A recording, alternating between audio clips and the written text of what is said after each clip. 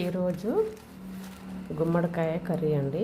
చూడండి, గుమ్మడికాయ హాఫ్ తీసుకున్నాను. చూడండి, లేత గుమ్మడికాయ. ఈ గుమ్మడికాయ కర్రీ చాలా మంచిదండి హెల్త్కి.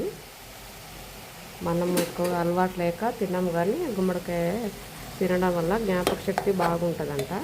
మాకు యోగా క్లాస్కి వెళ్ళినప్పుడు మాకు యోగా గురువులు కూడా చెప్పారండి. అప్పటి నుంచి గుమ్మడికాయ అలవాటు అయిపోయింది. కొంచెం లైట్గా పచ్చిమిర్చిలు ఉంటే ఒక 2-3 వేస్తే సరిపోతుందండి. కారం కూడా 1/2 టీ స్పూన్ వరకు అయితే సరిపోతుంది. అంతే అండి, సేమ్ సొరకాయ లాగానే ఉంటుంది గుమ్మడికాయ. చాలా మంచిదండి. అప్పుడు మాకు జోక్స్ వేస్తూ చెప్పేవాళ్ళు అనమాట. ఎందుకంటే మనము బ్రాహ్మణులకి వాళ్ళకి ఇస్తాం కదా, గుమ్మడికాయ దానం చేస్తారు కదా, మంచిది అంటారు. మీరేమో తినరు, వాళ్ళకి చేస్తారు, వాళ్ళకి ఇంకేంత జ్ఞాపక శక్తి బాగా పెరుగుతుంది అంటూ నవ్వుతూ చెప్పేవాళ్ళు అనమాట. వీటికి జొన్న రొట్టె చేసినండి. జొన్న రొట్టె కాంబినేషన్ బాగుంటుంది. జొన్న రొట్టె అయినా ఏ రొట్టెలోనైనా తినొచ్చు. మా చిన్నప్పుడు కూడా అనేవాళ్ళు, అంటే ఎక్కువగా అంటే మనము తినలేము అనేవాళ్ళు, తీపి ఉంటుందని చెప్పేవాళ్ళు అంట మా పెద్దవాళ్ళు. కానీ ఇప్పుడు పిల్లలు తింటారు కదండి. కారం కూడా కొంచెమే పడుతుందండి, ఇది సరిపోతుంది. సాల్ట్ కూడా నేను కొంచెం ఇంతే వేసుకున్నాండి, సాల్ట్ ఎక్కువ వేయలేదు. అంటే మామూలుగా ఇంత వేసుకున్నాండి. నేను ఫస్ట్ వేసుకున్నా కనుక ఇప్పుడు వేస్తలేను. ఇలా వేసుకున్నాక కొద్దిసేపు ఇలా మూత పెట్టాలండి. మూత పెడితే ఆవిరికి మంచిగా అవుతుంది అనమాట.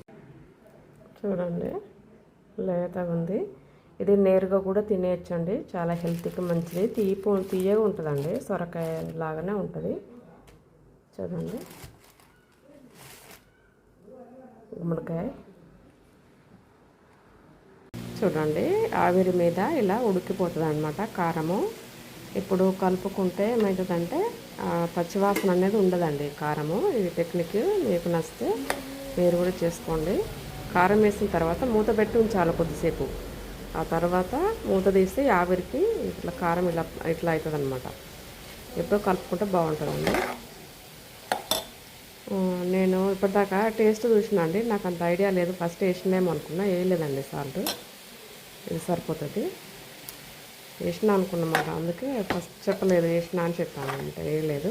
ఇంతే అండి, కలిపేసుకోవడమే. చూద్దామండి, ఉడికిపోయిందండి. అంతే. చూడండి, రొట్టె మీద టేస్ట్ బాగా వస్తుంది.